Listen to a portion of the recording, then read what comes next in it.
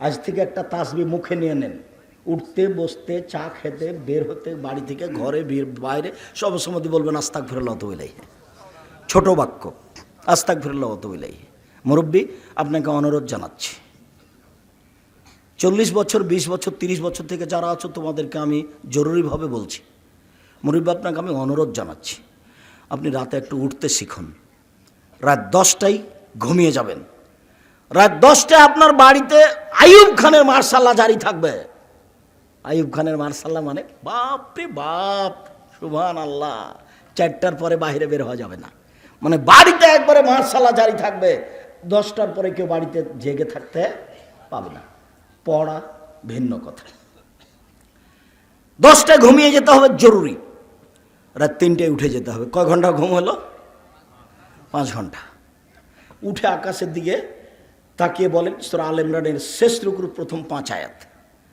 না পারলে বলেন একটা কিছু, লা ইলাহা ইল্লাল্লাহু ওয়াহদাহু লা শারীকা লাহু লাহুল মুলকু ওয়া লাহুল হামদু ওয়া হুয়া আলা কুল্লি শাইইন কাদির ওয়া সুবহানাল্লাহি ওয়া আলহামদুলিল্লাহি ওয়া লা ইলাহা ইল্লাল্লাহু আল্লাহু আকবার ওয়া লা হাওলা ওয়া লা কুওয়াতা ইল্লা বিল্লাহ রব্বিগফিরলি। সব পাপ ক্ষমা হয়ে গেছে। হাদিস বুখারী মুসলিম। এই কথা আমি বলিনি, এই কথা কে বলছেন? মুহাম্মদ সাল্লাল্লাহু আলাইহি সাল্লাম। এই জিম্মেদারি আমার নয়। আপনি বলতে শিখুন। আপনাকে আমি অনুরোধ করছি, আপনি রাত 10টায় ঘুমিয়ে যাবেন। জরুরি জরুরি ঘোষণা, জরুরি ঘোষণা। রাত 10টার সময় ঘুমিয়ে যেতে হবে। বাড়িতে কারফিউ জারি থাকবে। বাড়িতে কি থাকবে? কারফিউ জারি থাকবে। 10টার পরে কোনো কথা নাই আমার বাসায়। এই ছেলে, এই দেখো তো মহিলা মানুষ কথা বলছে, আমি কানে শুনতে পাই, তুমি পাও না? বোকা ছেলে, ওর একটু লজ্জা থাকা দরকার। তোমার যদি সম্ভব না হয়, তুমি মুখখান বন্ধ করে হেঁটে রাস্তায় চলে যাও। তোমার একটু লজ্জা হয় না যে আমি আব্দুর রাজ্জাক বিন ইউসুফ কথা বলছি, তুমি আমাকে নতুনভাবে চিনো? 90 সাল থেকে আমি হামিদপুরে আসি। তো তোমার এটুকু লজ্জাবোধ হয় না? এটুকু তোমার ইতস্তবোধ হয় না? এটুকু তোমার হায়াবোধ হয় না? এটুকু তোমার মানবতা হয় না যে আব্দুর রাজ্জাক সাহেব কথা বলছেন, মুখ খুলতে পাবো না? আপনাকে বলে যাচ্ছি, যদি আপনার স্ত্রী হয় তাহলে তাকে তালাকের প্রস্তাব দিবেন। কোনোদিন আরে মুখ খুলবেন মাথায় গিয়ে। তোমার লজ্জার দাবি রেখে আমি তোমার স্বামী বলছি, তুমি ওখানে ঢং ঢং করে মানুষের মধ্যে গেছো, চিল্লাও কি করে, কথা বলো কি করে? তুমি একটা মহিলা মানুষ নও? তোমার কণ্ঠটাই পর্দা। ওকে কেন নিয়ে এসছেন এখানে? কেন নিয়ে এসছেন ওখানে? চিল্লায় আমি এখান থেকে শুনতে পাই। আপনি নিজেকে পুরুষ মানুষ মনে করেন না? সম্মানিত দিনী ভাই বোন, 3, টাকনোর নিচে কাপড় পরে যে তার সাথে আল্লাহ কথা বলবেন না। আমিও বুঝি না যে এত জটিল পাপ কেন এটা। টাকনোর নিচে কাপড় পরেছি, পরলাম না হয় মানুষকে তো আর হত্যা করিনি। টাকনোর নিচে কাপড় পরেছি, পরলাম না হয় কারো তো কোটি টাকা চুরি করিনি। কাপড় নিয়ে টাকানোর নিচে পড়লাম না হয় জেনা তো করিনি। সম্মানিত দিনী ভাই বোন, এই পাপটার সম্পর্ক অন্তরের সাথে। মনে বলছে প্যান্টটা টাকানোর নিচে থাক, এই জন্য এত বড় পাপ। মনের বিরোধিতাই ধর্ম। আফজালুল মুজাহিদ বা ইজাহিদ নাফসাহু, সবচেয়ে শক্তিশালী মুজাহিদ ওই যে আত্মার বিরুদ্ধে জিহাদ করতে পারে। মোবাইলে আর তার সাথে কথা বলবো না। আল্লাহে আল্লাহর কসম, আল্লাহে আল্লাহর কসম, আল্লাহে আল্লাহর কসম, তোমার সাথে ওয়াদাবদ্ধ, আমি আর জিন্দেগিতে ওই মেয়ের সাথে কথা বলবো না। তখন কার সাথে তোমার জেহাদ শুরু হবে বলো তো? আত্মার সাথে। এ খুব খারাপ। আল্লাহ বলছেন ইন্না নাফসাল আমারাতু বিসসুইয়া, আত্মা মানুষকে পাপের আদেশ করে। খুব সাবধান যুবক, তোমাকে বলছি, তোমাকে বলছি, তোমার জন্য আমি এসেছি। বিশেষ করে আমি খাস করে তোমার জন্য এসেছি। উপস্থিত বৈঠকের দিনই মুসলিম বোন, আপনার জন্য এসেছি। স্বামী যখন থাকে না তখন আপনি মোবাইলে প্রেমের গল্প করেন। আপনি জানেন মোবাইলের অপর নাম জেনা?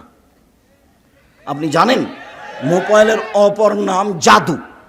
মানুষ পায়খানাতে নিয়ে যাচ্ছে মোবাইল, মোবাইল তাকে জাদু করেছে। মোবাইলের অপর নাম জেনা। একবারে যার হাতে বড় মোবাইল আছে সে দিন রাত ল্যাংটা মেয়ে দেখছে।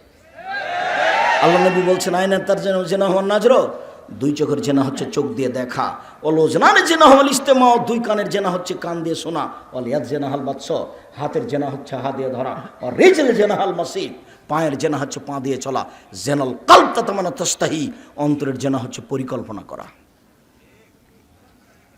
আপনি আজকে আত্মার বিরুদ্ধে জেহাদ শুরু করেন। আপনাকে আমি একটা বাস্তব ঘটনা শোনাই, যে মুরব্বী মানুষ তাহাজ্জুদ পড়তে উঠেছে, দোয়াও পড়েছে, বাড়িতে আছে বিশাল টিভি, দূরে কাজ সলাত আদায়ের পরে কি যে শয়তান ধরলো, দেখি তো একটু টিভিটা চালু করে, একবারে চালু করার সাথে সাথে বিশাল ল্যাংটা মেয়ে চলে এসেছে, বিশাল আকৃতিতে টিভি ভর্তি একবারে। তারপর দেখতে দেখতে দেখতে ফজর আজান হয়ে গেছে, কোথায় যে তাহাজ্জুদ গেল। টিভি ব্যবহার করতে পারবেন না, আজকে লাথি দিয়ে ভেঙে দিন, দরকার নাই। 30 বছর আগে আমার মা যেভাবে রোজা থাকতো, চন্দ্র দেখে ভাত রান্না করতো, সেভাবে চলবো দুনিয়াতে। 2 দিন বাঁচতে এসে আমি পরকাল হারাতে রাজি নই, এভাবে অদা করেন। আমি আব্দুর রাজ্জাক বিন ইউসুফ, মোবাইলে রিং হলে অন করতে পারি, আপনার নামটা আমি সেভ করতে পারি না। আপনার নামটা যে আমি মোবাইলে সেভ করব, এরকম আমার কাছে কোনো দক্ষতা নেই। আমি এমনি সাধারণ একটা বেকার মানুষ, এই রাস্তাঘাটে ভবহরা ঘোরায়া ঘুরছি মাত্র। সম্মানিত দিনী ভাই বোন, উমামা বাহিলি রাদিয়াল্লাহু তাআলা আনহু বলেন, খুব জরুরি কথা। রাসূল সাল্লাল্লাহু আলাইহি সাল্লাম বলেছেন, আনা জাইমুন বিবাইতিন ফি রাবাজিল জান্নাহ লিমান তারাকাল মিরাহা ওয়া ইন কানা মুহিক্কান। কেউ যদি তর্ক ছেড়ে দেয় সত্য হলেও, আমি মুহাম্মদ সাল্লাল্লাহু আলাইহি সাল্লাম তাকে জান্নাতে একটা ঘর নিয়ে দিব। তর্ক করে না, দুনিয়াতে তর্ক নিয়ে চলে না। কি আব্দুর রাজ্জাক সাহেব এটা বলেছেন, আরে না এটা বলেছেন, আরে না এটা বলেছেন, আসসালামু আলাইকুম, গেলাম ভাইজান, আপনার সাথে আমি তর্ক করতে রাজি নই, আমি গেলাম। কথা বুঝতে পারেননি? কিন্তু বুঝতে পারছেন যে আব্দুর রাজ্জাক সাহেব এটা বলেননি। হিন্দুর টাকা দিয়ে মসজিদ তৈরি করতে হবে, কাবা ঘরে হিন্দুর টাকা দিয়ে করা আছে, এইটা নয়। ভারতের হিন্দুরা মূর্তি পূজা করে, এদের মূর্তির নাম সরস্বতী, ভগবতী, কালী, দুর্গা। আর মুহাম্মদ সাল্লাল্লাহু আলাইহি সাল্লামের বাপ চাচারা মূর্তি পূজা করতেন, তাদের মূর্তির নাম ছিল লাত, মানাত, উজ্জা, হবল, এইগুলো। তো তারা ছিল মূর্তি পূজক, এরাও ছিল মূর্তি পূজক। ওদের টাকা দিয়ে কাবা ঘর তৈরি করা হয়েছে, মুহাম্মদ সাল্লাল্লাহু আলাইহি সাল্লাম এটা ভেঙে ফেলেননি। অতএব হিন্দু হলে টাকা অপবিত্র হয়ে গেছে, এই কথা নয়। আমি ভারতের হিন্দুর টাকা দিয়ে মসজিদ তৈরি করা হয়েছে, এই কথা তো আমি বলিনি। ফেসবুক চালাও বেটা, মেশিন চালাও, তোমার লজ্জা আছে, তোমার শরম আছে? এগুলো তুমি কি রেখেছো আমার সামনে? আর তোমার হুজুর তোমার কথাই পড়ে ফেঁসে যাচ্ছে, তোমার হুজুরের বিবেচনা আছে? তোমার হুজুর কিছু বুঝে? 26 বছর থেকে ফতোয়া লিখি, তোমার হুজুরকে বলে দিও, আব্দুর রাজ্জাক সাহেব 26 বছর থেকে ফতোয়া লিখেন, হিন্দুদের, পৌত্তলিকদের, অমুসলিমদের টাকা আল্লাহর নবী নিজে নিয়েছেন হাদিয়া। কাবুল হাদিয়াতিল মুশরিকিন, বুখারীতে বাপ বাঁধা আছে, মুশরিকদের, পৌত্তলিকদের, মূর্তি পূজকদের হাদিয়া তিনি কবুল করলেন, মূর্তি পূজকদের তিনি হাদিয়া দিলেন। মূর্তি পূজক মহিলার মশক থেকে তিনি পানি পান করলেন। মূর্তি পূজক অমুসলিম, ইহুদি, খ্রিস্টানদের বাড়ি, মহিলার বাড়িতে তিনি খাওয়া দাওয়া করলেন।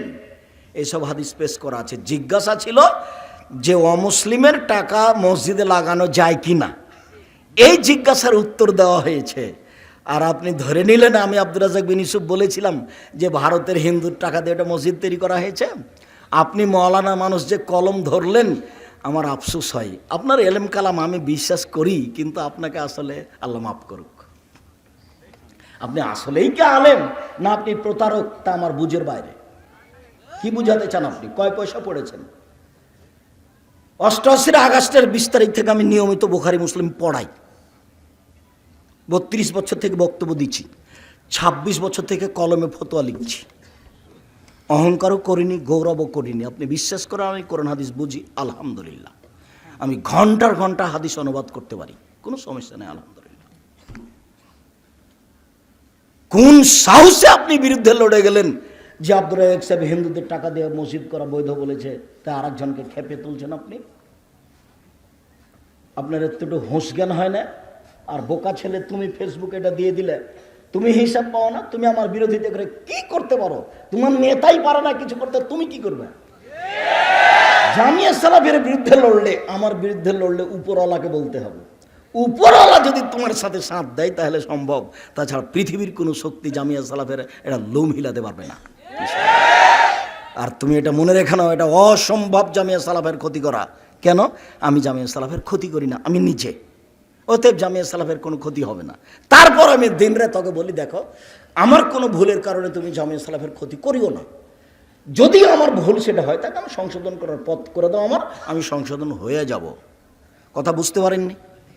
কাজে আপনি হিংসা করে দেখে নানান কিছু করে কি করবেন আপনি?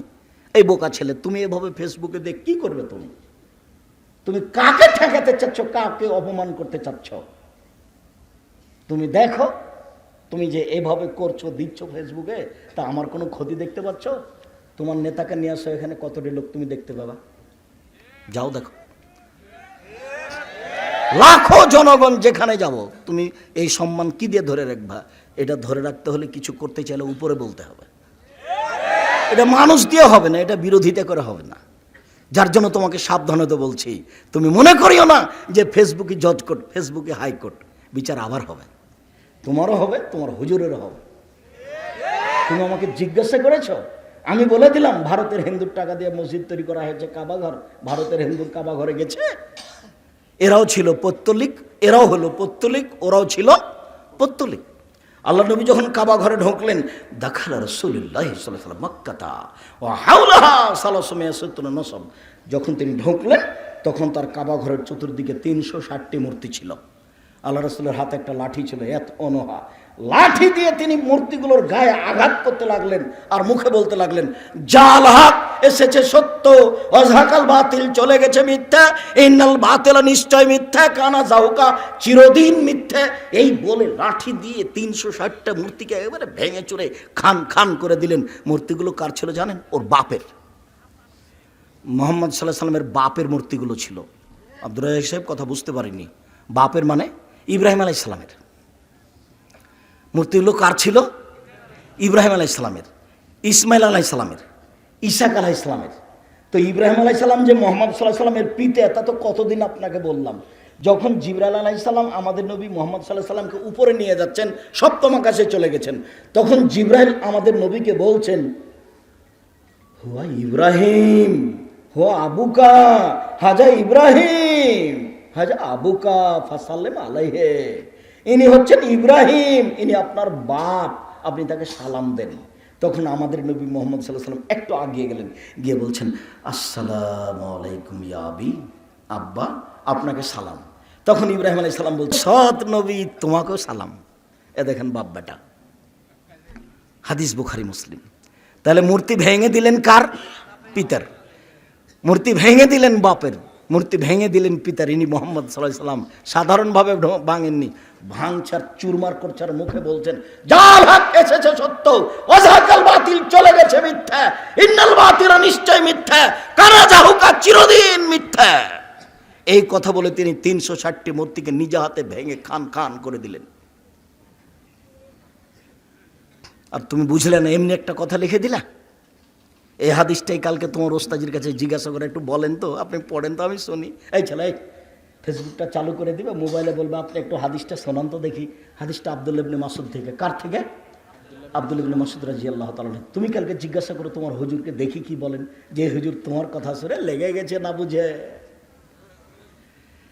মানে বস্তির মহিলার মতো, যখন ঝগড়া লেগে গেছে একেবারে বস্তির মহিলা যেমন কি যে করলো আর কি যে বললো, কোনো হিসাব থাকলো না। তুমি মনে রেখো, তোমার ওস্তাজির পাতা আমি জীবনে কোনোদিন পড়িনি, ভবিষ্যতে পড়বো না। তুমি তোমার ওস্তাজি কতবার লিখেছো ফেসবুকে এই কথা, আমি তোমার ওস্তাজি তোমার নামটাই নি নে, কোনোদিন নেওয়া লাগবে না। আমি আমার বক্তব্যের পরে পিছন দিকে দেখি না কে আছে, এটা আমার জীবনে ঘটেনি, আমার প্রয়োজন নেই। তুমি বুঝতে পারো না, আমি তো মোবাইল অনই করতে পারি না, তো ফেসবুক কি দেখবো? আমাকে একটু কে বলে তাই শুনি। আমি তো মোবাইল শুধু অন করতে পারি, আপনার নামটা সেভ করতে পারি না, তো আমি ফেসবুকে কি দেখবো? আমি এটা দেখিও না, আমি জানিও না। একটু কে বলে তখন শুনতে পাই। 3 শ্রেণীর মানুষের জন্য জিম্মেদারি আল্লাহ রাসূল বলছেন, পৃথিবীর মানুষ শুনে রেখো, কেউ যদি তর্ক ছেড়ে দেয় সত্য হলেও, আমি মুহাম্মদ সাল্লাল্লাহু আলাইহি সাল্লাম থেকে জান্নাতে একটা ঘর নিয়ে দিব। 1 2 অবে বাইতিন ফি ওয়াসতিল জান্নাহ লিমান তারাকাল কিযবা ওয়া ইন কানা মাজে। মজাক করে হলেও যে কেউ যদি মিথ্যা ছেড়ে দেয়, আমি মুহাম্মদ সাল্লাল্লাহু আলাইহি সাল্লাম তাকে জান্নাতের মাঝামাঝিতে একটা ঘর নিয়ে দেব। মজাক করে হলে মিথ্যা বলবে না। মজাক করে কি, এখানে একটা কলম রেখেছিলেন, আমি নিয়ে নিয়েছি। তখন আপনি বলছেন এই কলমটা কে নিল? তা আমি বলছি কে যে নিল, কই কলম কোথায় রেখেছিলি? তখন আপনি 2-1 মিনিট খুঁজলেন, তারপরে আমি বলছি এনেন, আমি একটু দেখছিলাম, তোমার সাথে মজাক করছিলাম। এই না, এ হলো মজাক করে মিথ্যে বলা। আল্লাহর নবী মুহাম্মদ সাল্লাল্লাহু আলাইহি সাল্লাম বলছেন কেউ যদি মজাক করেও মিথ্যে না বলে, তা আমি মুহাম্মদ সাল্লাল্লাহু আলাইহি সাল্লাম তাকে জান্নাতের মাঝামাঝিতে একটা ঘর নিয়ে দেব। আর ওই মহিলাকে আল্লাহর নবী মিথ্যাবাদী মহিলা বলেছেন। মিথ্যুক কে? ছেলেকে বলল আব্বু আসো, এই যে নাও আব্বু, এই যে নাও আব্বু আসো, এই যে নাও। মায়ের হাতে কিছুই ছিল না, যেমন বাচ্চা দৌড়িয়ে এসেছে কোলে নিয়ে এনেছে। আল্লাহর নবী এই মহিলাকে কি বলছেন? মিথ্যাবাদিনী। তুমি কেন বললে তোমার ছেলেকে এটা? আব্বু আসো, এই যে নাও। তাহলে হাতে কিছু থাকতে হবে জরুরি। জুজু বুড়ির ভয় দেখানো ঠিক নয়। অখেফুম ফিল্লাহ, আল্লাহর ভয় দেখাতে হবে। আব্বু এই কথা বলে আল্লাহ মারবে, আব্বু এরকম কাজ করলে আল্লাহ মারবে, এটা আল্লাহর ভয় দেখাতে হবে। বলছে কথা বলো না, জুজু বুড়ি ধরবে। এটা মা, ও মাই বুঝে না। ওর বাপ বিবাহ দিয়েছে, স্বামীর কাছে গেছে, তাই বাচ্চা হয়ে গেছে। ও বুঝে না যে মা কাকে বলে। এমনিতেই অটোমেটিক পদ্ধতিটাই হয়ে গেছে মা। ও ও তোমার মা নয়, ও তোমার খালা। বক্তব্য উঠিয়ে দেখো, আমি কয়েকবার বলেছি এ তোমার মা নয়, এ তোমার খালা। এ তোমার মা নয়, তোমার সৎ মা। নিশ্চিত তোমার খালা, নিশ্চিত তোমার সৎ মা। আব্দুর রাজাক সাহেব ভুল বলছেন কি? হ্যাঁ ভুল বলছি। তোমার মা নিশ্চিত, এ কথাই ঠিক, কিন্তু তোমার মা দায়িত্ব পালন করেনি, কাজেই তোমার মা নয়, এটা তোমার খালা। তোমার এটা সৎ মা। যদি তোমার নিজ মা হতো, তাহলে তোমার মাথায় ছাতা চুল কেন ওপরে আছে, বাকি চতুর্দিকে নাই? এটা চুলের নাম কাজা। মওলানা মানব সভাপতি আছে, জিজ্ঞাসা করেন আমার পরে নাম কাজা, মানে হারাম, চিরদিনের জন্য কাবিরা গুনাহ। একটু আছে উপরে, ওটা কেন? ওটা কোনো খেলোয়াড়ের আদর্শ। তোমার মা নেই, এ কথাই ঠিক। 1 মিনিট, কথার মধ্যে কথা ঢুকে গেল। তোমার মা যে নেই, এটা আমাকে প্রমাণ করা লাগবে। এটা যে তোমার মা নয়, এটা প্রমাণ করা লাগবে। আগে কথা বলে নি। 1 ছাতা চুল, 2 দাড়ি চাঁচা আছে, 3 প্যান্টটা টাকনোর নিচে আছে, 4 তোমার বোন এখনই পাশে দাঁড়িয়ে আছে তোমার মার কাছে। শীতের দিন তোমার বোন একবারে পাঞ্জার চুল নিয়ে বসে আছে, মাথার চুল খোলা আছে, ক্লাস 10-এ পড়ে। এটা তোমার মা নয়, ভুল। এটা তোমার মা নয়, এটা ভুল।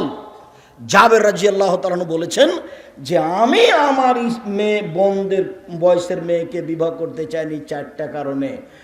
আমি আমার বোনদের সমবয়সের মেয়েকে বিবাহ করতে চাইনি 4টা কারণে। আমার ছোট ছোট 6 জন বোন আছে, আমি 4টা কারণে কম বয়সের মেয়ে, কুমারী মেয়েকে বিবাহ করিনি। 1 তোয়াদ্দে বাহন না, আমার স্ত্রী যেন আমার বোনদের শিষ্টাচার শিখাতে পারে। শিষ্টাচার। তোমার মা কি শিখাবে? শিষ্টাচার। আম্মু ডান হাতে গিলাস ধরে পানি পান করতে হয়, শিষ্টাচার। আম্মু রাস্তায় হাঁটলে এক পাশ দিয়ে হাঁটতে হয়, শিষ্টাচার। আম্মু ডান পায়ের জুতা আগে পরতে হয়, শিষ্টাচার। আম্মু কাউকে বিদায় দিলে টাটা বাই বাই নয়, দোয়া পড়ে বিদায় দিতে হয়, শিষ্টাচার। আমার স্ত্রী যেন আমার বোনদেরকে শিষ্টাচার শিখাতে পারে। তোমার পাশে একটা ছোট তোমার ভাই আছে, দেখো তো ওর প্যান্টটা টাকনোটা কত দূরে আছে, প্যান্টটা দেখো তো, একটু দেখো তো। এটা তোমার মা নয়, আমি প্রমাণ করে দিলাম। নেও, তোমার মা তোমার ভাইয়ের কি দায়িত্ব পালন করে। এই চলে, তোমার ভাইটার দাঁতে ময়লা লেগে আছে, দেখো, একটু পরে আসছে, দেখো। 2 অতুয়াল্লে মহুন না, আমার স্ত্রী যেন আমার মেয়ে বোনদেরকে বিদ্যা শিখাতে পারে, বিদ্যা। আম্মু সূরা ইখলাস 3 বার পড়লে 1 বার কোরআন মাজিদ পড়ার সমান নাকি হয়? আম্মু সূরা ইখলাস, সূরা হাসর রাতে পড়লে কবরের শাস্তি হয় না? আরো কথা আম্মু শুনে রেখো, সূরা বাকারার আলে ইমরান পড়লে তোমার পক্ষে হয়ে আল্লাহর সাথে সূরা দুটি ঝগড়া লাগিয়ে দিবে। ফলাফল কি তা আল্লাহ রাসূল বলেননি, তবে সূরা হাসরের ব্যাপারে বলেছেন যে তোমার মাপ না হওয়া পর্যন্ত সূরা হাসর তোমার পাশ থেকে কিয়ামতের মাঠে যাবে না। আগে তোমার ক্ষমা হবে, তারপরে সূরা হাসর যাবে। আম্মু সূরা হাসর পড়ো, আম্মু ভয় পাও, রাতে খালি ভয় পাও, সূরা বাকারার শেষ 2 আয়াত জোরে পড়ো আম্মু, সূরা বাকারার শেষ 2 আয়াত জোরে পড়ো। শয়তানের ভয় পাও আম্মু, শয়তানের ভয় পাও, সূরা বাকারার শেষ 2 আয়াত জোরে পড়ে ঘুমাবা। আম্মু শোনো, তোমার বাচ্চাটা যদি খালি রাতে খুব কান্নাকাটি করে না, তো সূরা ফালাক আর নাস খালি পড়বার ফোঁক দেবে, পড়বার ফোঁক দেবে, পড়বার ফোঁক, 5 মিনিট 10 মিনিট আধা ঘন্টা পড়বার ফোঁক দেবা। ওকে বদ নজর লেগেছে আম্মু, ওকে বদ নজর লেগেছে। বদ নজর খুব খারাপ। বদ নজর কি জিনিস আল্লাহ রাসূল বলছেন যে মানুষের ভাগ্য যদি কোনো জিনিস ভেঙে দিতে পারতো তাহলে বদ নজর পারত। বদ নজর কি জিনিস? স্ত্রী স্বামীকে বলছেন শোনো শোনো শোনো, দেখেছ মুরগিটা 13টা বাচ্চা এত সুন্দর ঝকঝকে খালি বাচ্চাগুলো। তখন স্বামী বলছে হ্যাঁ ঠিকই তো, আসলেই খুব সুন্দর মুরগির বাচ্চাগুলো। দুইজনে একটু দেখলো দাঁড়িয়ে 1 মিনিট, তারপর স্বামী নামাজ পড়তে গেছে, সলাত আদায় করে বাড়িতে ঢুকতে স্ত্রী বলছে আরে শুনেছ চিলে 3টা বাচ্চা নিয়ে চলে গেল। আসরের পরে বাচ্চাগুলি সব ঝিমিয়ে গেছে। বলেন তো এখন এটার নাম কি? এটার নাম বদনজর। আপনার ছেলের গায়ে যদি বদনজর লেগে যায় তাহলে আপনার ছেলে রাতে তুলে পেড়ে চিল্লা চিল্লি করে মনে হবে এখনই মরে যাবে। বদনজর খুব খারাপ জিনিস। কি দিয়ে ঠেকাবেন? ফালাকার নাস। আমার স্ত্রী যেন আমার বোনদেরকে শিখিয়ে দিতে পারে 3 ও তুরাজ্জাল হুন্না, আমার স্ত্রী যেন আমার বোনদের মাথার চুলকে চিরুনি করে রাখতে পারে, পরিপাটি করে রাখতে হবে মেয়েকে, সাজগোজ করে রাখতে হবে মেয়েকে, দাঁত পরিষ্কার করে রাখতে হবে ছেলে মেয়ের। 4 তাকুমা আলাইহিন্না, আমার স্ত্রী যেন আমার বোনদের উপরে পাহারা দিতে পারে। মা মানে পাহারাদার, মা মানে পাহারাদার, মা মানে পাহারাদার। মায়ের জন্য 1 শিষ্টাচার, মায়ের জন্য 2 বিদ্যা, মায়ের জন্য 3 চিরুনি, চুলা চিড়ে দেওয়া। মানে বাচ্চাকে কি করে রাখা? সাজগোজ করে। শুধু চিরুনির সাথে কথাটা লুকিয়ে রাখতে হবে না, বাচ্চাটাকে কি করে রাখতে হবে? সুন্দর করে সাজগোজ করে রাখতে হবে, গোসল করাতে হবে, দাঁতটা পরিষ্কার করে দিতে হবে, কাপড়টা পরিষ্কার করে দিতে হবে, কাপড়টা ঝকঝকে করে রাখতে হবে, মাথার চুলটা কেটে দিতে হবে, নখটা কেটে দিতে হবে। বোঝা গেল না কথা মনে হয়? ওটা ওর মা। দেখো তোমার ভাইয়ের হাতের নখগুলো বড় বড় আছে, তোমার বোনেরও আছে, ওটা তোমার মা নয়, ওটা তোমার মা নয়, ওটা তোমার মা নয়, এটা তোমার খালা, এটা তোমার খালা, এটা তোমার খালা। তোমার মা তোমাদের বাড়িকে কবর দিয়েছে, তোমার মা তোমাদের ভাই বোনকে কবর দিয়েছে। তোমার মাই খারাপ বেহায়া মহিলা, তোমার মাই সর্বনাশা মহিলা, তোমার মাই তোমাদের পরিবারকে কবর দিয়েছে। বেটা চিন্তার কিছু নেই, দুঃখের কিছু নেই। আমি কষ্ট করে কথা বলছি, আমি আফসোস পেশ করছি, তোমাকে কষ্ট দিতে আসিনি, তোমার বাপকে আমি কষ্ট দিতে আসিনি। তোমার বাপ আর তোমার মা তোমাকে কবর দিয়েছে, তুমি এটা মনে রেখো। তোমার বাপও বুঝে না বাপ কাকে বলে, তোমার মাও বুঝেনি মা কাকে বলে। তোমার দাদা বিবাহ দিয়েছে, সংসার করেছে, তাই দুনিয়াতে এসেছো, এর নাম বাপ নয়, এর নাম মা নয়, মা ভিন্ন জিনিস। এই যে 4টে থেকে গেল, তার নাম মা। কয়টা থাকলো? 4টে থাকলো, তার নাম মা। 3 ও আলাল জান্নাহ লিমান হাসানা খলকাহু, কেউ যদি তার চাল চলনকে ভালো করতে পারে আমি মুহাম্মদ সাল্লাল্লাহু আলাইহি সাল্লাম তাকে জান্নাতুল ফেরদাউস নিয়ে দিব। 1 কেউ যদি তর্ক ছেড়ে দেয় আমি মুহাম্মদ সাল্লাল্লাহু আলাইহি সাল্লাম তাকে জান্নাতে একটা ঘর নিয়ে দিব। 2 কেউ যদি মজাক করে হলেও মিথ্যা ছেড়ে দেয় আমি মুহাম্মদ সাল্লাল্লাহু আলাইহি সাল্লাম তাকে জান্নাতের মাঝামাঝিতে একটা ঘর নিয়ে দিব। 3 কেউ যদি তার চালচলন আচরণকে ভালো করে আমি মুহাম্মদ সাল্লাল্লাহু আলাইহি সাল্লাম তাকে জান্নাতুল ফেরদাউস নিয়ে দিব। সত্য মিথ্যা। রাসূল সাল্লাল্লাহু আলাইহি সাল্লাম বলছেন সালাসুন মুনজিয়াতুন সালাসুন মুহলিকাতুন, সালাসুন মুনজিয়াতুন সালাসুন মুহলিকাতুন। 3টে জিনিসে মানুষ ধ্বংস হয়ে যায়, 3টে জিনিসে মানুষ বেঁচে যায়, 3টে জিনিসে মানুষ ধ্বংস হয়ে যায়, 3টে জিনিসে মানুষ বেঁচে যায়। 1 কওলুল হক, আল্লাহর রেজা ও সাখাত। সত্য বলতে হবে, পরিবেশ ঘোলাটে হলেও, পরিবেশ অনুকূলে থাকলেও সত্য বলে যে বেঁচে গেছে সে, সত্য বলে যে বেঁচে গেছে সে। 2, আত্মাকওয়া সিরনওয়ালা নিয়ে, গোপনে আল্লাহকে ভয় করে যে, প্রকাশ্যে আল্লাহকে ভয় করে যে, সেই বেঁচে গেছে। কেউ নাই ঘরে, তাই তো তোমার লম্বা মোবাইল, বড় মোবাইল চলছে, না একটা মেয়ে চলছে। তাহলে তুমি সত্য আল্লাহকে ভয় করো না। অপরের সামনে যেমন ভয় করো, একাই তেমন ভয় করবে, তার নাম তাকওয়া, তার নাম আল্লাহকে ভয় করা। 3, আল-ইকতিসাদ ফিল মাইশা, মধ্যম পন্থায় খরচ করে যে বেঁচে গেছে সে, মধ্যম পন্থায় খরচ করে যে বেঁচে গেছে সে। টাকা থাকলে কোটি টাকার বাজার করবেন না। যাওয়ার সময় ফকিরকে দিয়েছেন টাকা, এই ছেলে কতবার বলেছি হনুমান, তুমি বলে দিও তোমার মাকে, আম্মা আমি যখন বাড়ি থেকে বের হবো তখন আমাকে খুচরা টাকা দেবেন 100-200 টাকা। ফকির খালি আমার সামনে আসে আর খালি বলি মাফ করো, খালি বলি মাফ করো, আমাকে তো খুচরা টাকা দিয়েন তো আম্মা, 500 টাকা নোট থাকে আমি দিতে পারি না। কথা কি আমার বুঝেছ? ফকির যেন তোমার সামনে থেকে ফিরে যেতে না পারে। জান্নাত কিনবো, জান্নাত নিব এটা চায় না। সালাত আদায় করে জান্নাত পাবো, জান্নাত কিনতে পারি না।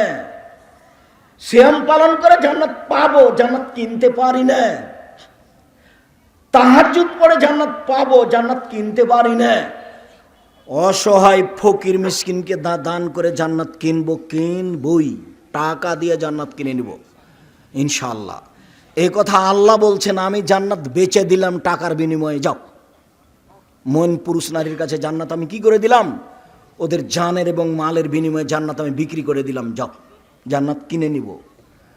টাকা ইনকাম করবো, বগুড়া জেলায় বাড়ি, কোটি কোটি টাকা ইনকাম করব, দল নেতাকে উঠানোর জন্য বসানোর জন্য নয়, অসহায় মানুষের পাশে দাঁড়ানোর জন্য টাকা ইনকাম করব।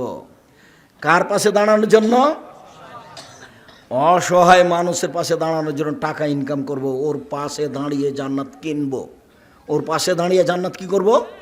কিনবো। এটা আপনি মনে রাখবেন, ফকির যেন সামনে থেকে ফিরে না যায়, দরজা থেকে যেন ফকির ফিরে না যায়। ভাত খেতে চাইলে যেন তাকে খেতে দেওয়া হয়। স্ত্রীকে কন্ট্রোলে রাখবেন, স্ত্রী যেন ফকিরের উপরে গরম না হয়। তোমাকে তো আমি বলেছি 150 চাউল রান্না করিও না, আমার মায়ের মতো 2 কেজি চাউল রান্না করবে। সারাদিন মানুষে খাবে, মেহমানে খাবে, আমার বোনের ছেলে খাবে, আমার ভাইয়ের ছেলে খাবে, সারাদিন বাড়িতে মেহমান আসবে। তুমি আমার ভাইয়ের বোনের ছেলেকে দেখে নাক গলাতে পাবা না।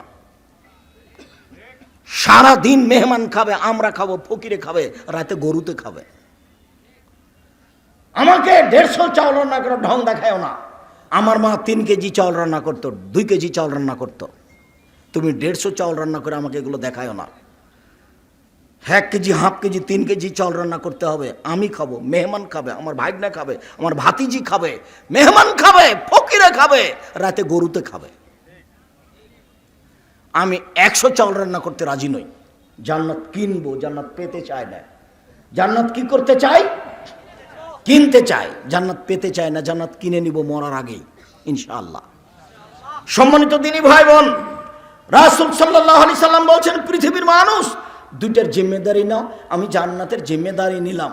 2টার জিম্মেদারি নাও, আমি জান্নাতের জিম্মেদারি নিলাম।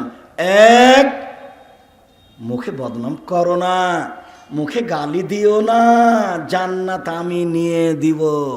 2, জেনায় লিপ্ত হয়েও না। 1, মুখে বদনাম করো না, মুখে গালি দিও না। 2, জেনা করো না, জান্নাত আমি নিয়ে দিব। হাদিস বুখারী মুসলিম। পৃথিবীর মানুষ 5টা তোমার, আমার একটা, 5টা 6টা তোমার, আমার একটা। কি? 6টা কাজ করো, জান্নাত আমি নিয়ে দেব। 6টা কাজ করো, জান্নাত আমি নিয়ে দেব। কি? 1, উসদুকে যে হাদ্দাস্তম, কথা বললে সত্য কথা বলো। 2, ওয়াফে যে ওয়াদা করলে পূর্ণ করে দাও। 3, অদ্দুমেন্তুম, মসজিদের টাকা কাছে থাকলে সময়ে দিয়ে দাও, আমানত। 4, অহবাজু ফরু, যখন জেনায় লিপ্ত হয়েও না। 5, কুফায় দিয়ে হাত সংবরণ করে রাখো, হাত ব্যবহার করো না। মানে দলীয় ক্ষমতা দেখায়ও না, মানে বংশীয় ক্ষমতা দেখায়ও না, মানে সম্পদের ক্ষমতা দেখায়ও না। ফেরাউন ডুবে গেছে। ফেরাউন কি হয়েছে? ডুবে গেছে। অতএব দলীয় ক্ষমতা দেখায় না। বগুড়া জেলাতে 20 বছর থেকে লোকটা আছে 1 নম্বর আসামি হয়ে, ও নিজেই জানে না আমি কেন 1 নম্বর আসামি। জজও জানে না ঘটনা কি, উকিলও জানে না ঘটনা কি। সাক্ষী বলছে আমি তাকে 2 চোখে মারতে দেখেছি। যার নাম বলছে সে বগুড়াতেই ছিল না, তার নাম দলীয় ক্ষমতা। তোমাকে দেখলে আমার খুব আফসোস হয়, যখন তুমি মোটর সাইকেলে একবারে নেতার আগে আগে ছুটো আর সিগারেট টানো আর একবারে বোকা সেজে চলে যাও, তখন তোমাকে আমার কিছু বোঝানোর থাকে না। আমি তোমাকে নিজ চোখে দেখি, আমার কিছু করার থাকে না। কত আফসোস থাকে আমার। 4টা কাজ করো, জান্নাত হবে ইনশাল্লাহ। 1 5 ওয়াক্ত সালাত, 2 হালাল রুজি, 3 কোরআন তেলাওয়াত। কোরআন তেলাওয়াতে নিচে নামতে নামতে আমি কোথায় গেছি? সূরা ইখলাস। কয়বার? 3 বার। অন্তত সূরা ইখলাস 3 বার, 1 বার পড়ে দিনে আল্লাহকে বলেন যে আমি কোরআন মাজিদ পড়ি। আমি বুঝাতে পারলাম না। অন্তত তাকে বলেন যে আমি কি করি? কোরআন মাজিদ পড়ি। 4 দোকানপাটে বসবেন না, আড্ডা পিটবেন না। 2 জন যেখানে বসে আছে সেখানে বসবেন না, আপনাকে অনুরোধ করছি। দোকানে জিনিস কিনতে গেছেন, যে 1 কেজি লবণ দেন, 200 মরিচ দেন, জি 100 একটু ধনের গোড়া দেন, হয়েছে টাকা নেন, আসসালামু আলাইকুম, গেলাম। এখানে আপনি দাঁড়াবেন না, এখানে আপনি বসবেন না। চলে তো? কই আমরা জীবনে কোনোদিন দোকানে বসিনি। আছি তো, চায়ের স্টলে জীবনে কোনোদিন বসি না, আছি তো বেঁচে। 6 চক্ষু নিচু করো, জান্নাত আমি নিয়ে দেব। চক্ষু নিচু করো, রাস্তাঘাটে মেয়েদের দিকে দেখতে হবে না। চক্ষু নিচু করো, জান্নাত আমি নিয়ে দেব। কিভাবে জান্নাত হবে সেটা আমি জানি। 6টা কাজ করো, জান্নাত আমি নিয়ে দেব। সঙ্গী সাথী বলতে পারো মানুষকে পিছন দিক থেকে ধাক্কা মেরে জাহান্নামে নিক্ষেপ করে কি? সঙ্গী সাথী বলতে পারো মানুষকে পিছন দিক থেকে ধাক্কা মেরে জাহান্নামে নিক্ষেপ করে কি? বলতে বলতে বলছেন যে দেখো দেখো, জিভা মানুষকে পিছন দিক থেকে ধাক্কা মেরে জাহান্নামে নিক্ষেপ করে। মুখখান কন্ট্রোলে রাখবেন, জান্নাত হবে। আল্লাহ রাসূল বাঁচার পথ জাহান্নাম থেকে কিভাবে বাঁচবো? 3টে। 1 মুখ বন্ধ রাখো, 2 বাড়ির বাইরে যায় না জরুরি কাজ ছাড়া, 3 পাপের জন্য কাঁদো। 3টা তোমার, জান্নাত আছে অবশ্যই। সম্মানিত দিনী ভাই বোন, আলোচনার শেষে চলে আসলাম। যদি আপনার বসে থাকা দেখে আমি খুবই খুশি। তারপরে আমি নিজেকে ক্লান্ত বোধ মনে করছি, মনে কিছু নিয়েন না। আবারও সময় সাক্ষাৎ হবে ইনশাআল্লাহ। জামিয়া সালাফের জন্য আন্তরিকভাবে দোয়া করার ব্যাপারে অনুরোধ জানাচ্ছি। মাসিকাল ইতেসাম পত্রিকা পড়ার জন্য অনুরোধ জানাচ্ছি। আজকের আলোচনা মেনে চলার জন্য আন্তরিকভাবে অনুরোধ জানাচ্ছি। আল্লাহ, আমাদের যারা মারা গেছে তুমি তাদের কবরের শাস্তি মাফ করো।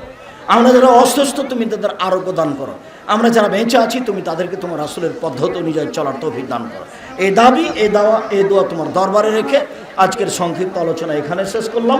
সুবহানাকাল্লাহু ওয়া বিহামদিকা, আশহাদু আল্লা ইলাহা ইল্লা আনতা, আস্তাগফিরুকা ওয়া আতুবু ইলাইক। কি কয়েকটা জিজ্ঞাসা? আচ্ছা বলবো। আসসালামু আলাইকুম শায়েখ, আমাদের গ্রামে একটা মসজিদে কিছুদিন আগে মসজিদের কাজ বর্ধিত করতে গেলে পাশে থাকা একটা পুরানো কবর মসজিদের ভিতর রয়ে গেছে। যদি মসজিদের ওয়াকফের জমি হয় তাহলে কবরটা খুঁড়ে হাড় সরাতে হবে। কবরটা খুঁড়ে হাড় হাড্ডি আছে নাকি সরিয়ে দিতে হবে। আর যদি না হয় তাহলে মসজিদ সরাতে হবে। আপনি বলেছেন আমি 6 মাস খুঁজেছি, আমি পাইনি, এটা কি সত্য? কি? হ্যাঁ, ও হ্যাঁ, ওটা তো যখন আমি প্রথমে শিক্ষক জীবনে আসলাম ওটার একটা ইতিহাস আছে। একটা লোক গায়েবান্ধার কেচি সে সান দিত, কাচি সান দিত। তা আমি গায়েবান্ধা জান্নাতপুর মাদ্রাসার মাঠে বসেছিলাম। ও এসে আমাকে সালাম দিয়ে বললো লা ইলাহা ইল্লাল্লাহ মুহাম্মাদুর রাসূলুল্লাহ, হাদিস জয়। তা আমি তাকে ধমকে উঠিয়ে দিলাম, চলে গেল। তখন আমার মনে খালি ধাক্কা দিতে লাগলো, কাজটা কি ভুল হলো, কাজটা কি ভুল হলো। এবার দেখতে লাগলাম, দেখতে দেখতে দেখতে 6 মাস পার হয়ে গেল, কোনো ফলাফল করতে পারলাম না। তো একদিন মাওলানা শেহাবুদ্দিন সুন্নি আর আমি ওইদিকে এক প্রোগ্রামে যাচ্ছি, দেখছি একটা হাতে পত্রিকা আছে আরবি অসায়ন অসিলা, তখন এই হাদিসটা ওখানে পেশ করেছে যে হাদিসটা জয়ীব মুস্তাদরাকে হাকেমে আছে। হ্যাঁ জাল, জি এই হাদিস 6 মাস পরে পেয়েছি, তবে শেহাবুদ্দিন সুন্নির হাতে, মানে ওগুলো হাদিস ওর একটা কেস। ওটা হলো এই যে আদম আলাইহিস সালাম ওই জান্নাতের গেটে লেখা আছে লা ইলাহা ইল্লাল্লাহ মুহাম্মদ রাসূলুল্লাহ। তো আদম আলাইহিস সালাম বলছেন যে আমি তো ভুল করে 300 বছর ক্ষমা চাইলাম, ক্ষমা তো হলো না, তাহলে তোমার সাথে একটা লোকের নাম আছে মুহাম্মদ রাসূল, ও কোনো দামি মানুষ হবে, তা আমি একটু তার ওসিলায় ক্ষমা চাচ্ছি, তুমি ক্ষমা করে দাও।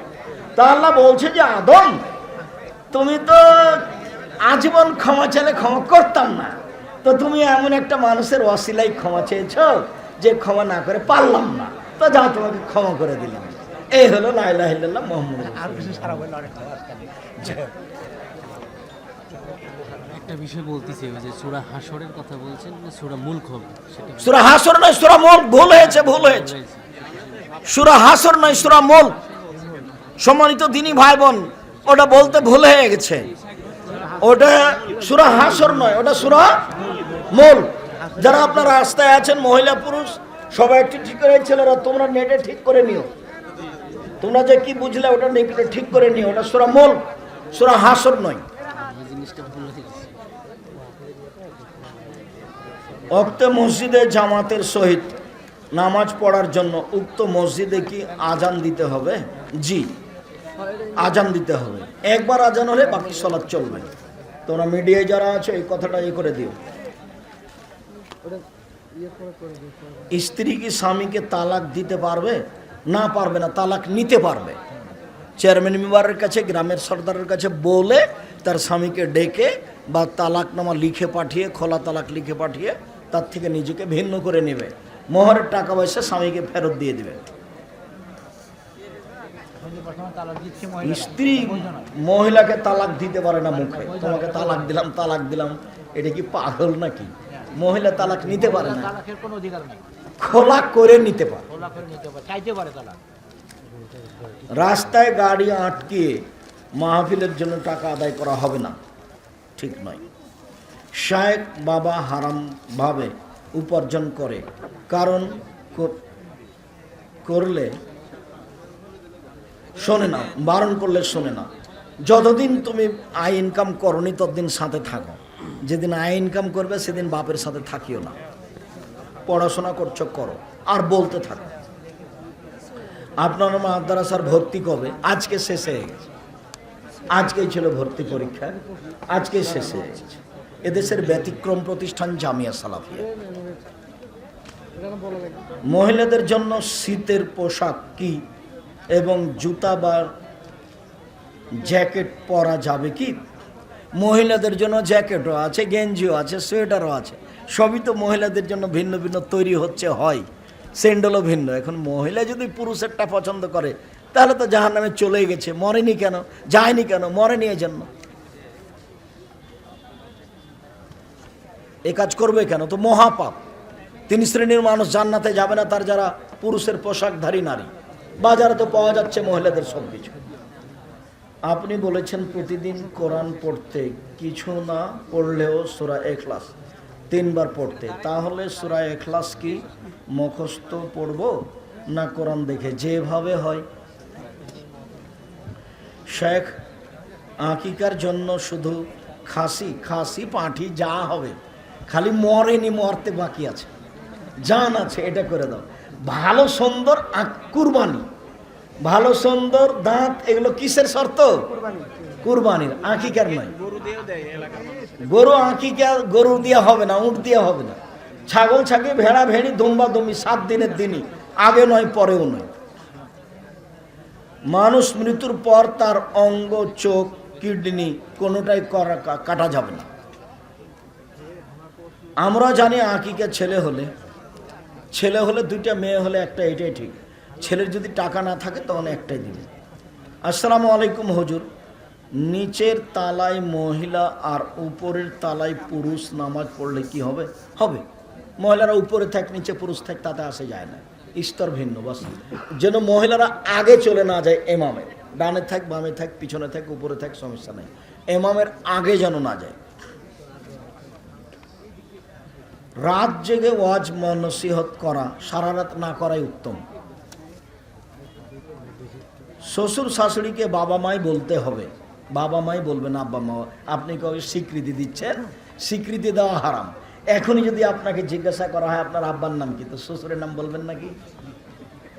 সম্মান দিয়ে বলা, সমস্যা নেই। তো অনেকেই বলে যে দেখা যাবে না, এটা নয়, কিন্তু এটা নয়, দাবি ভুল। করা, হাদিস হলো দাবি করা, মানে দাবি করা হারাম। দাবি করা বলা আছে। ও তাহলে মুসলমান থাকবে না, মানে তাহলে গায়ে আবি অশিক্ষা হবে বের না, হয়ে অন্য যাবে। গায়ে ফাল জানা তাহলে হারাম, এই কথা বলা আছে। যে ব্যক্তি নিজের বাপকে অস্বীকার করে অন্যকে বাপ দাবি করে, নানা এবং দাদাকে দাদু ভাই নানু ভাই বলা যাবে, নানা দাদাকে দাদু ভাই নানু ভাই সমস্যা নেই।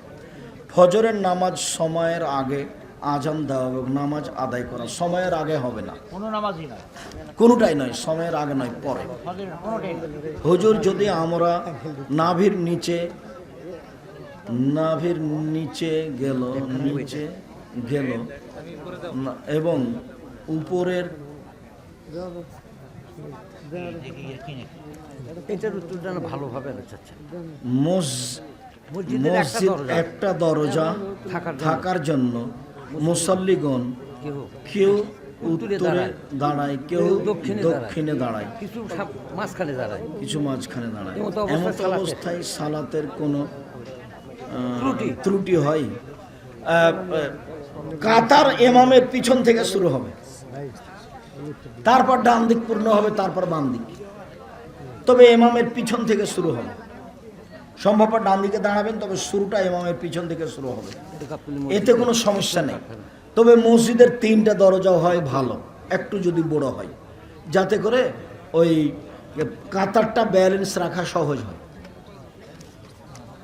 প্রথম কাতার পরিপূর্ণ হলে পরবর্তী কাতারে একা দাঁড়ানো, যদি জায়গা না থাকে, কোনো লোকও না থাকে, তখন একাই দাঁড়াবে, টানতে পাবে না। আলহামদুলিল্লাহ। আমার ভাগ্নে খুব অসুস্থতার জন্য দোয়া চাই। আজমিল বাসরাব্বান নাস আসফায়ান্ত সাফি লাসফাইল্লা সফা সাকাম।